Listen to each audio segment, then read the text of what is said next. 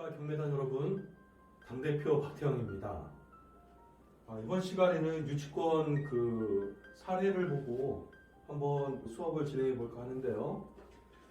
유치권에 대한 질문 사항입니다. 흔히 있을 수 있는 유치권자의 질문 내용이에요. 네이버에 올라와 있는 글인데 질문자님의 프라이버시를 위해서 질문자님과 답변자의 내용은 숨기고 내용을 한번 보도록 하겠습니다. 아주 깊은 내용들이 나와 있어서 유치권에 관심 있는 분들은 이 내용을 꼭 보시면 도움이 되지 않을까 그렇게 생각이 듭니다. 자, 여기서 보니까 공사대금을 받지 못해서 여기서 보면 건물 앞에서 유치권 피켓 시위를 하던 중이라고 되어 있어요. 한 호실이 개인에게 분양되었습니다. 물론 소유권이 넘어간 사실은 알지 못했고요. 그 뒤 변호사로부터 유치권을 인정받으려면 점유를 해야 한다는 말을 듣고 마스터키라고 나왔습니다. 분양된 호실에 들어가 점유를 시작했습니다 라고 해놨어요. 앞부분에서는 피켓 시위라고 했고 이후에 점유를 한 모습처럼 보여집니다. 그 뒤 해당 호실 집주인이 저를 주거 침입으로 고소를 하였습니다. 그래서 확인해 보니 소유권이 2달 전에 변경되었더라고요. 자, 궁금한 게 있습니다. 소유권 이전된 사실을 모른 채 유치권 행사를 위해 해당 공실을 점유한 행위가 주거 침입에 해당되나요? 그리고 소유권이 중간에 변경되면 저는 유치권 행사를 할 수 없는 건가요? 라고 질문을 했습니다. 질문자님이 질문한 내용에 대해서 전문가 의견이 달라진 내용입니다. 내용을 한번 보도록 하겠습니다. 유치권의 성립 요건, 점유의 적법성이라고 설명을 했고요. 유치권에 대한 설명을 좀 하고 있습니다. 여기서는 타인의 물건이다라고 되어 있고요. 그리고 그 물건에 관하여 생긴 채권, 민법 320조 1항에 대한 내용을 설명하고 계시네요. 자, 변제를 받을 때까지 그 물건을 유치할 권리가 있다. 이게 유치권의 기본 조항입니다. 채권과 목적물 점유 사이에는 별도의 결련성이 요구되지 않으므로, 이 별도의 결련성이라고 하는데요. 자, 이거는 유지되어지는 것, 지속, 유지, 그렇죠? 이런 내용으로 설명을 하고 있습니다. 요구되지 않으므로 물건에 관한 채권이 발생한 후에 그 물건을 점유한 경우에도 유치권이 성립한다. 대법원 판결에 대한 내용을 여기다가 첨부하셨습니다. 점유가 불법 행위로 인한 경우, 제가 지난 시간에 불법 점유에 대한 내용을 설명을 했었습니다. 유치권이 성립하지 않으나 그 입증 책임을 목적물에 반환 청구를 하는 자에게 있다. 자, 이 내용에 대해서는 좀 설명을 다시 한번 해보도록 하겠습니다. 타인의 물건을 점유한 자, 타인의 물건이어야 됩니다.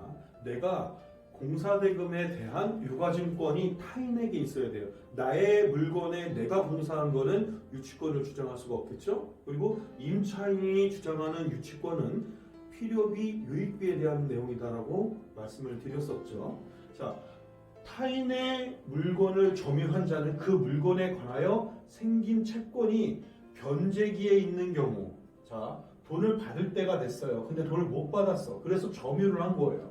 근데 그 채권이 공사대금 채권이어야 돼. 그 목적물에서 발생한 채권이어야지만 된다. 채권과 목적물의 점유 사이에는 별도로 결련성이 요구되지 않으므로 물건에 관한 채권이 발생한 후, 그러니까 공사대금을 못 받았어요. 그래서 계속 그 이유로 점유를 한 자에 대한 설명입니다. 그 물건을 점유한 경우에도 이 점유에 대한 부분은 직접 점유든 간접 점유든 상관없이 점유한 경우에도 유치권이 성립하며 라고 되어 있습니다. 자, 그렇다면 질문자님이 피켓 시위를 했다고 했어요. 이것은 적법한 점유행위에 해당이 될까요? 안 될까요? 자, 그 질문에 대한 내용에서만 봐서는 구분이 안 갑니다. 하지만 이분이 마스터키를 들고 있다고 했어요. 마스터키를 들고 있다는 것은 간접적으로든 직접적으로든 점유를 하고 있다는 내용으로 보여집니다. 유치권에 대한 부분이 성립이 돼 보인다라고 저는 생각을 하고 있는데요. 자, 여기 변호사님의 의견은 한번 계속 보도록 하겠습니다. 유치권에 있어서 점유라 함은 사회 통념상, 사회 통념입니다. 그 사람이 사실적 지배에 속한다. 그리고 객관적인 관계, 너무 추상적인 단어들이죠. 좀 더 쉽게 설명을 해보도록 하겠습니다. 자, 관계에 있는 것을 말하고 사실상 지배가 있다고 하기 위해서는 반드시 물리적, 현실적으로 지배하는 것만을 의미하는 것이 아니다라고 되어 있습니다. 이게 중요한 포인트예요. 점유가 무엇인지를 설명하는 겁니다. 물건과 사람 사이의 시간적, 공간적 관계, 그리고 본권 관계, 타인 지배의 배제 가능성 등을 고려하여 사회관념에 따라 한목적으로 판단하고 있다. 이 내용은 대법원 판례 내용을 그대로 인용하신 내용입니다. 자, 그러면 다음번 설명한 것을 이어보도록 하겠습니다. 2번, 적법한 점유의 계속. 자, 이게 결련성입니다. 자, 유가증권에 의해서, 그러니까 그 목적물에 발생한 채권으로 인해서 점유하고 있다라는 결련성 관계가 계속돼야 된다. 점유는 적법해야 하며 공사대금 채권을 받지 못해서 점유한 거기 때문에 적법하다라고 보여집니다. 점유가 불법 행위로 제가 말씀드렸죠. 점유는 할 수 있어요. 하지만 그 점유가 불법 점유이냐 합법 점유이냐, 이것은 피보전 채권과 피보전 권리에 의해서 점유하는 그 상황, 행위가 적법이냐 불법이냐 이전에 설명을 드렸었죠. 그 내용을 한번 보시고 불법 점유에 대한 내용을 한번 더 정리하시기 바랍니다. 불법 행위로 인한 경우 유치권이 성립하지 않는다. 너무 추상적인데 피보전 채권과 피보전 권리가 점유를 함에 있어서 합법적이지가 않은 행위를 얘기한 겁니다. 자, 그리고 채권자는 자신의 채권을 변제받을 때까지 사실상 물건을 점유하고 있어야 된다라고 되어 있어요. 이 사실상 물건의 점유에 대해서 좀 앞번에 1번 뒤에 보면 한목적으로, 시간적, 공간적으로 라는 내용들이 나오죠. 사실상 점유하고 있는 부분에 대해서는 제3자가 인지할 수 있을 정도는 행위를 했다라는 부분을 좀 중요시하게 봅니다. 공사업자가 공사 진행 중에 공사 현장을 점유하는 것은, 공사업자가 공사 진행 중에 공사 현장을 점유하는 것은 건축주 또는 소유자, 동일인이죠. 동의가 있는 것이므로 애시당초 점유에 대한 동의가 있었습니다. 자, 그렇죠. 물건은 계약과 이렇게 동의나 승낙에 의해서 점유권을 담보로 득했기 때문에 합법적인 점유가 시작되어진 것이죠. 만약에 계약이 없이 점유를 했다고 하면 그건 뭡니까? 불법 행위에 해당하죠. 자, 이래서 소유자의 동의가 있는 것이므로 이렇게 된 거는 뭡니까? 당연히 계약이 이루어졌기 때문에 이루어진 거죠. 이때 공사대금을 받지 못하여 계속해서 점유하는 것은 적법한 점유로서 유치권이 성립합니다. 자, 그러면 불법 점유가 아니고 합법 점유면 유치권이 성립한다. 아주 기본적으로 정리할 수가 있습니다. 그러나 공사업자가 일단 물건을 완공하여 인도했거나 라고 되어 있어요. 이 인도했다라는 내용은 뭐냐면 사용 승인을 받은 경우입니다. 대부분 사용 승인을 받아서 소유자에게 점유를 갖다가 이전했다고 하면 이와 동시에 유치권을 소멸합니다. 왜? 328조의 유치권의 소멸에서는 점유에 대한 포기 형태 혹은 점유에 대한 의사표시를 상대방한테 준 거죠. 이러다 보니까 사용 승인도 그에 해당하죠. 자, 공사를 중단하고 공사 현장을 떠난 후라면 공사 현장을 떠났어. 그 후에 건축주 또는 소유자의 동의 없이 이후에도 연장이 이루어져야 돼요. 자, 그러면 요거에 대해서 별표. 동의가 없이라고 되어 있는데 동의가 있다면 자, 어떻게 될까요? 당연히 없으면 안 되지만 있으면 되겠죠.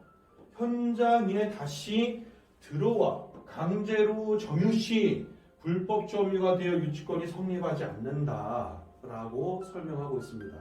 내용을 한번 보고 저도 의견을 한번 달아보도록 하겠습니다. 자, 다음 내용입니다. 점유의 형태를 설명하고 있습니다. 자, 이거는 점유권에 대한 부분을 설명하고 있는 건데요. 유치권은 점유권과 한 형제다라고 판단하시고 보시기 바랍니다.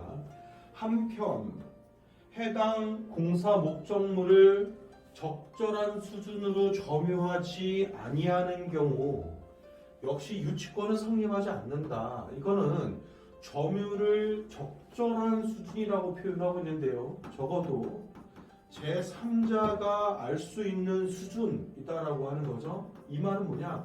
대항력자이면 대항력자답게 행위를 해라. 제3자가 알게끔 해라.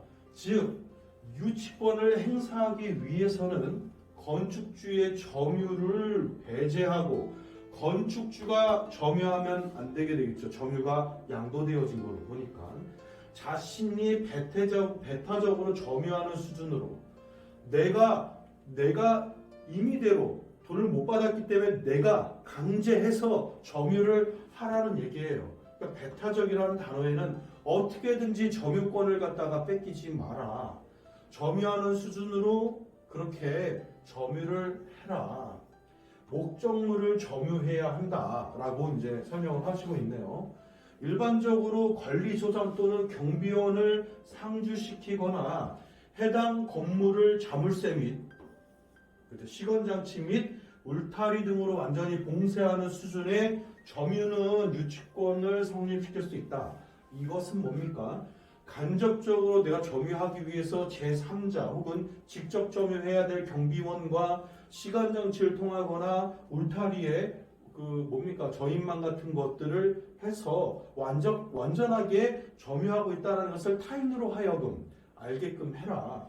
그러나 타인의 출입을 배제하기 위한 별도의 다른 조치 없이 유치권 행사 중임을 알리는 플랜카드만 붙이는 행위로서는 유치권이 성립하기 어렵다라고 보기보다는 어렵게 보일 수도 있다라고 표현했으면 좋겠습니다. 판례는